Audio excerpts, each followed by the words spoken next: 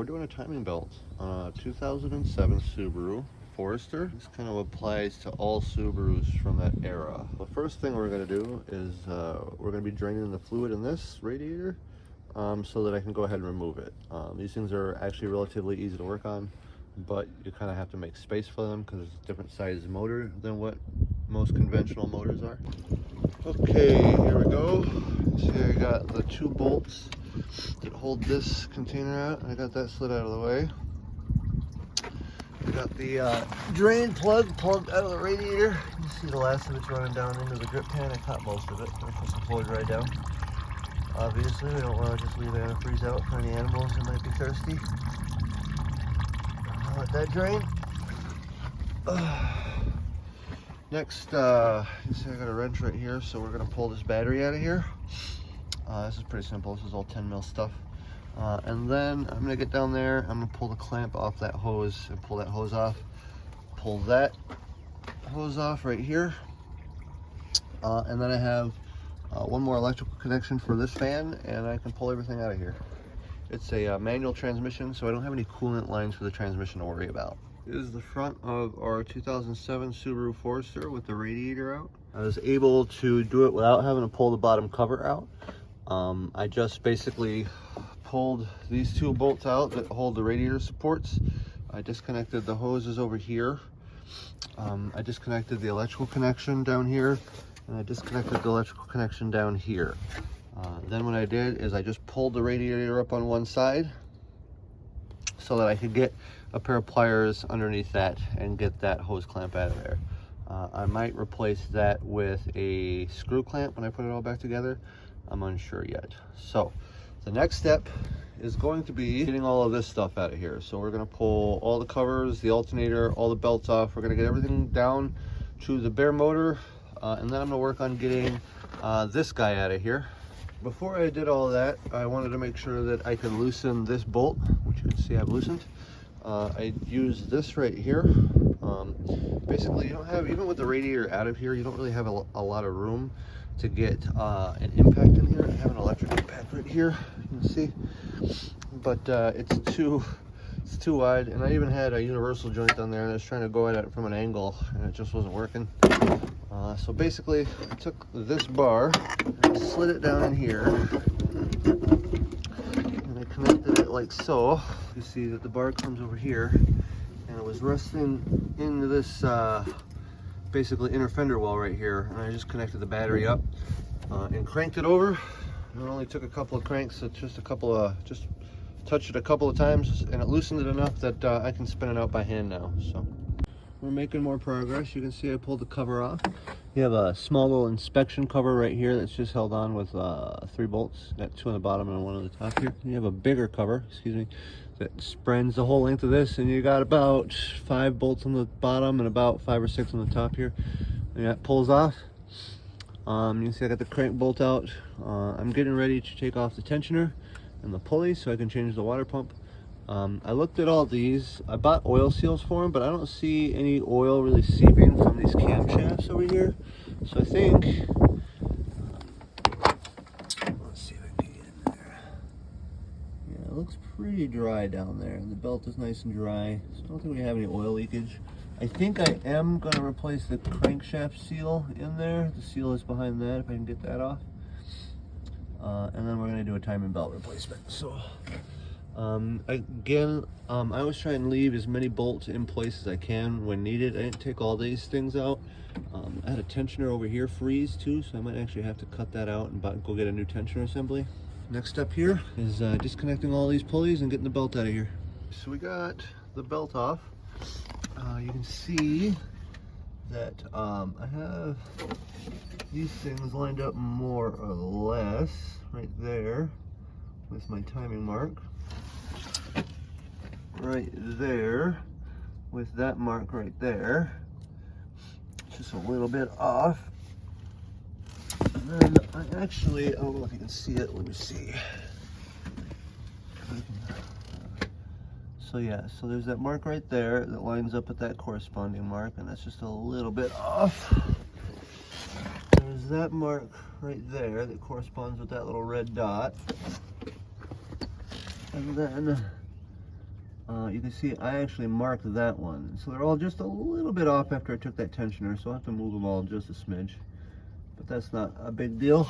My next step is going to be to pull all these tensioner wheels off. I'm going to get this water pump replaced, which is this guy right here. So, yeah, busy. Still got quite a bit of work to do this afternoon. Okay, so I got my old thing that I pulled out with a seal puller. It's a pretty simple tool. I got the new one. I coated it with a little bit of brake grease so I can get it in there easier. I'm going to find the right size socket for that, and then we're going to go ahead and put it in there. By getting it in there, even as evenly as possible, I just want to get it in there. Use this socket to drive. Want to help us out? Don't forget to like our videos and subscribe to our channel. And hit that bell notification so you can get notified the next time we make a video.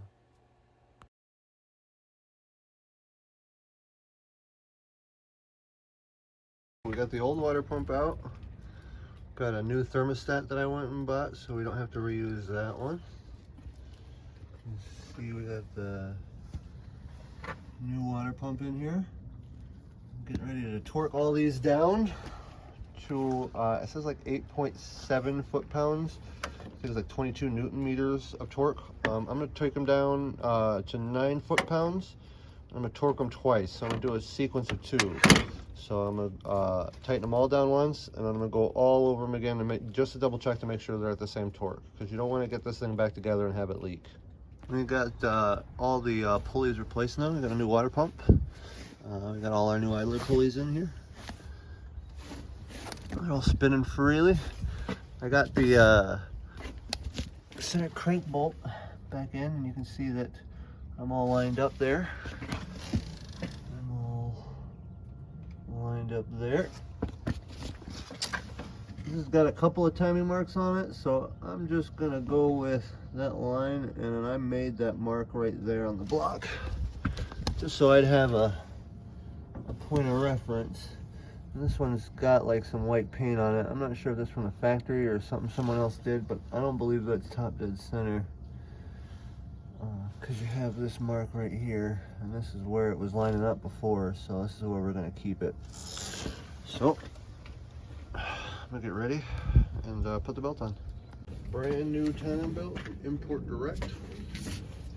Let's see what it's going to take to get this thing in a lined up.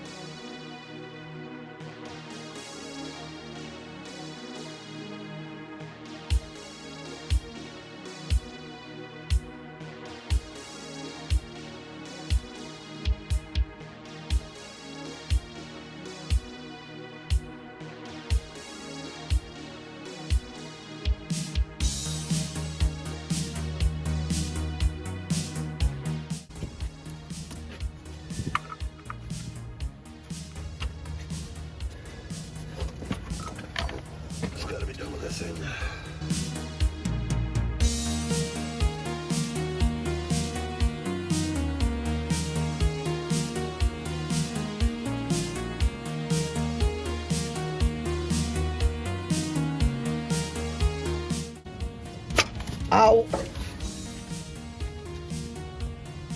Oh no!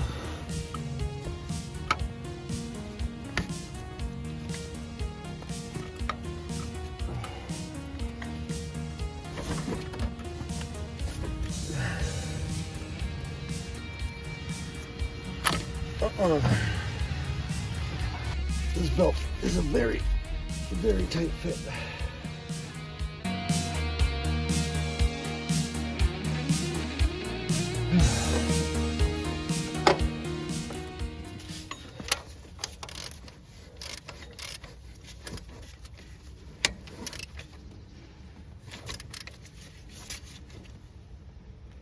There we go.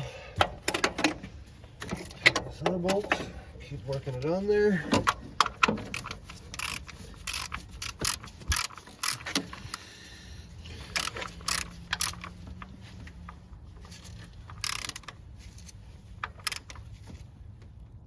There we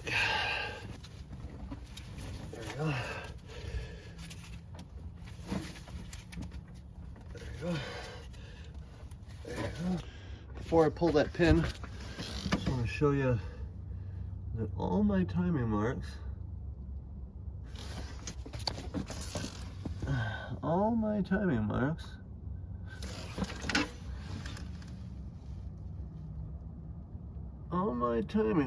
that one might be just a half tooth off, but I'm gonna let it slide because that is done.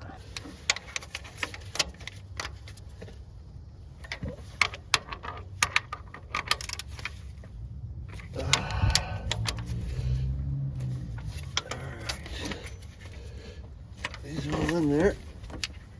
We're gonna rotate the motor around very slowly, counterclockwise, or clockwise, excuse me, 2 times.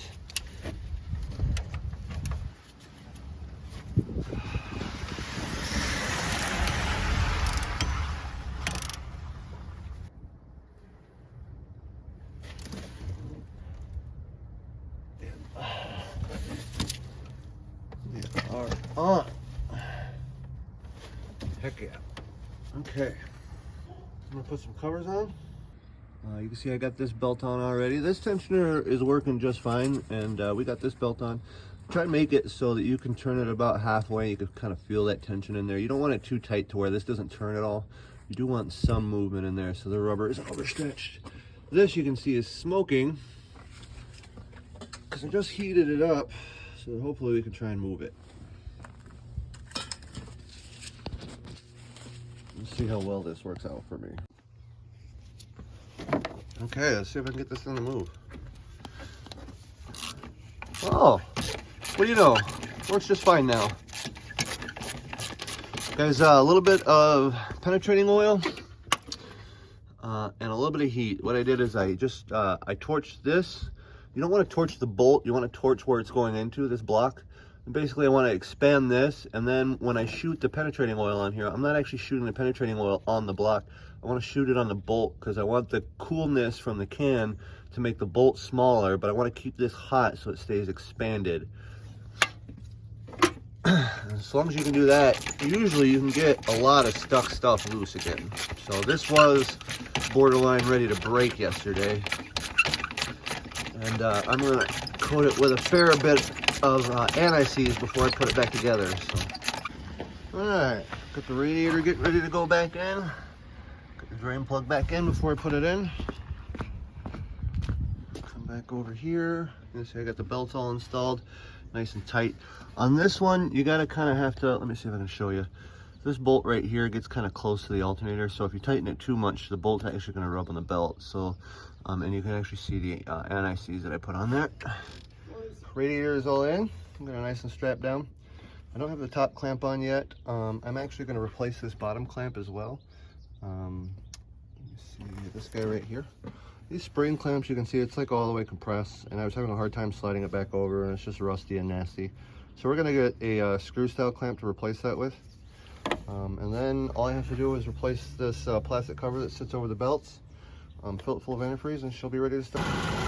Okay, I made a Subaru run again. I've already bled it, filled it full of coolant. Biggest thing with these guys is make sure the heater's on inside while you're burping it. This one took a little extra long. Let it sit for about 20 minutes until we got heat. Once you get heat inside the car, you know that you're pretty much done with the job.